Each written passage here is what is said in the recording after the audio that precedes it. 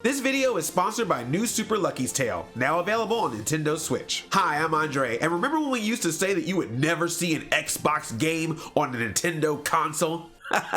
Okay, boomer. Okay, there you go. Now that I've officially said okay, boomer, that means it is no longer popular. But yes, it was just common knowledge that Nintendo and Xbox were so-called rivals in the so-called console wars, and you would never ever expect to see a game from one of those consoles ever end up on the other console, especially after the great Rare switcheroo of 2002. But 2019 alone proved to change that too. Cuphead, for example, released on Xbox One and Windows back in 2017. It eventually got a Mac OS release, but then surprised everyone with the announcement of a Cuphead Nintendo Switch port that came out in April 2019. Which is perfect, because why should Xbox gamers be alone in experiencing the fun, yet rage, yet fun from a cute video game that looks like a cartoon from the Betty Boop era?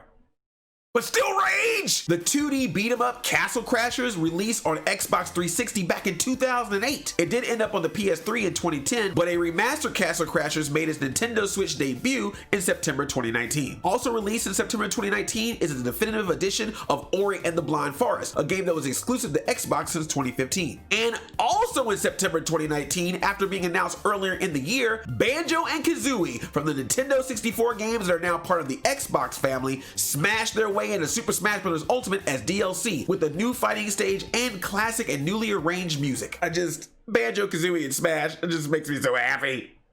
And this doesn't even include all the games that you can cross-play between Nintendo and Xbox players, or the games that were on other consoles but not on Nintendo that you can now find on Nintendo Switch. So this, of course, has gotten gamers thinking of things that we've never thought before, looking at the list of Xbox game titles and going, could that game be on Nintendo Switch? And I've been thinking about that since 2017. You see, during E3 2017, I went to the Xbox presentation, and afterwards, I got to play a demo of one of the games that they announced, Super Lucky's Tale. When I played the Xbox demo of this game back in 2017, I thought it was a cute game. I liked the music, I thought the art and character design were detailed yet simple, and the gameplay definitely was a throwback, a homage, a love letter to those classic 3D platformers and collectathons that we played in the N64 and GameCube era. But the entire time that I was playing the game, I just kept going, this is a nice game, but I feel like it should be on Nintendo. I feel like this is Conquer Pre-Bad Fur Day. As a matter of fact, I think Lucky should look into his family history, because there's a Nintendo Fox and a Sega Fox that I think might be distant relatives. Everything about this game just screams classic Nintendo 3D platformer with a mascot type character.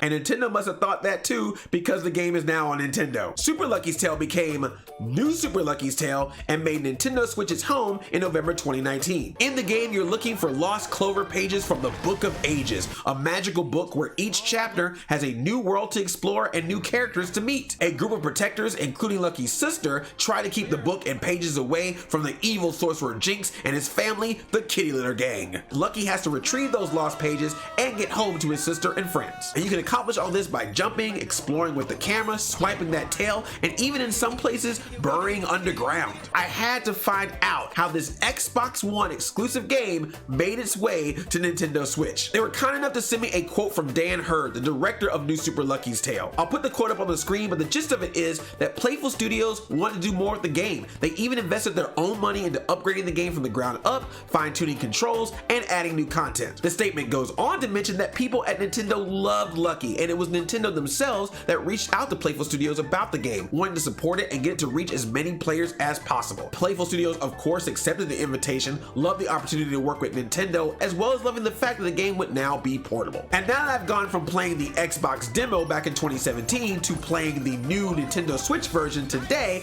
I can say there's a lot about New Super Lucky's Tale that I didn't know about that I know now, and I'll tell you a little bit more of that later on in the video. But first, I want to get a little greedy. Sure, we've had numerous games port themselves to Nintendo Switch, make new versions of their game that are enhanced and put on Nintendo Switch like New Super Lucky's Tale, but I want more. So as I already mentioned, Banjo-Kazooie are now in Super Smash Bros. And if you know your Nintendo history, you know that Banjo-Kazooie and Banjo-Tooie were video games on Nintendo 64, and they were exclusive Nintendo characters until Rare got bought out by Microsoft, moving Banjo-Kazooie over to there to make some nuts and bolts. And the original games can be played digitally on Xbox, but wouldn't it be great if post Smash Brothers we could have Banjo-Kazooie and Banjo-Tooie playable again on Nintendo Switch, bringing Banjo and Kazooie back to where they started. And look, I'm sensing that Sakurai was being a little sneaky with this Smash Brothers fighting stage. There is so much detail in that stage. I feel like that was a way for him to be like, hey, look, Nintendo, Microsoft, if you guys want to work together, if Rare wants to come in this,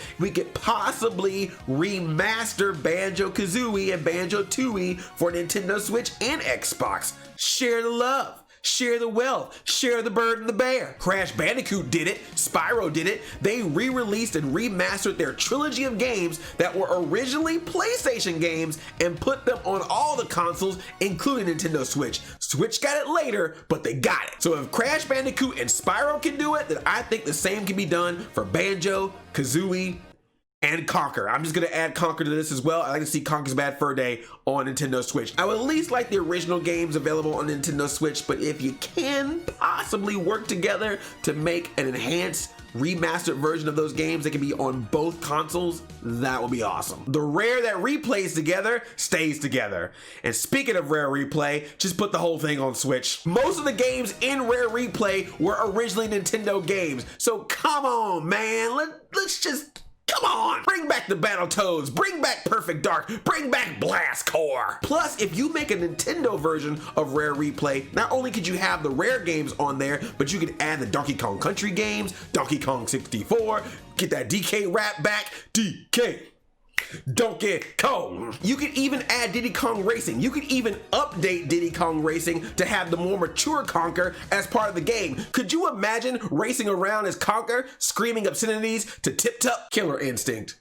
Come on. Because Nintendo is getting bigger in the fighting community with Super Smash Bros. Ultimate, they got a bunch of Street Fighter and SNK games on there, so it'd just be awesome to see the fighting game that originally started on Nintendo come back on Nintendo with Killer Instinct. And then you can start having some Killer Instinct tournaments with Xbox and Nintendo people. If Mortal Kombat 11 can be on Nintendo Switch, then I think Killer Instinct can. I don't know that much about Sea of Thieves. It was a game that I also played a demo of when I went to an Xbox E3 thing, but it's a game that you obviously play with a bunch of people online, and since Xbox and Nintendo are real big in this whole cross-platform play style, then I wonder what it would be like if you could make a copy of Sea of Thieves to put on Nintendo Switch, and then you could play with people no matter whether they have the Nintendo Switch version or the Xbox One version. You could all play together in Sea of Thieves, could open up the game for more people to explore and play together. But enough about Rare, let's jump over to Capcom. So tell me, Capcom, how do you release multiple Mega Man games on Nintendo Switch and multiple Resident Evil games on Nintendo Switch, but when you make the Disney Afternoon Collection,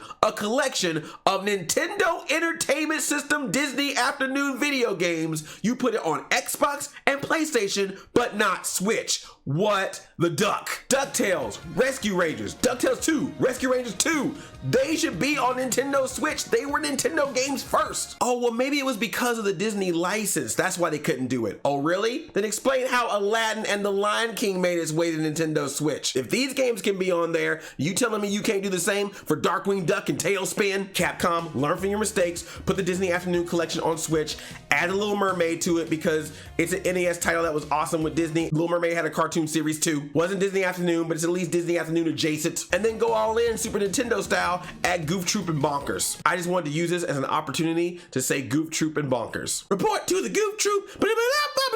Yeah. Once upon a time in Toontown, there was a cat that had it all. Okay, so it was recently announced that Kingdom Hearts 1.5 plus 2.5 plus 2.8 HD Final Prologue. Kingdom Hearts 3 is already on Xbox One, but all the games before it have not been on Xbox One yet, but it was recently announced that they were coming to Xbox One in 2020. But I say, why stop there? Bring the Kingdom Hearts to Nintendo Switch as well. I know some Nintendo portable consoles in the past have had some of the side Kingdom Hearts games, but I'm talking about those main games, 1 and 2, and maybe even 3, putting that on Nintendo Switch. I mean, you're gonna obviously have those other games as well if you just port the whole thing over. And since Square has been adding classic Final Fantasy titles to Nintendo Switch, I say, why is it Kingdom Hearts added to that as well? Add the Kingdom Hearts franchise on Nintendo Switch on the go. That would be so nice. If Nintendo is the Disney of video games, why not put the Disney of video games on it? Now, this next game is definitely a Microsoft exclusive, and Insomniac has now been acquired by Sony, so I feel like the chances of this are highly unlikely, but I think it would be really cool to see this game that's been out for a while kind of get a resurgence by adding it to Nintendo Switch, and the game I'm talking about is Sunset Overdrive. Now, I never beat Sunset Overdrive, but I have played it before on Xbox One. In fact, it's one of the first games I've ever played, if not the first game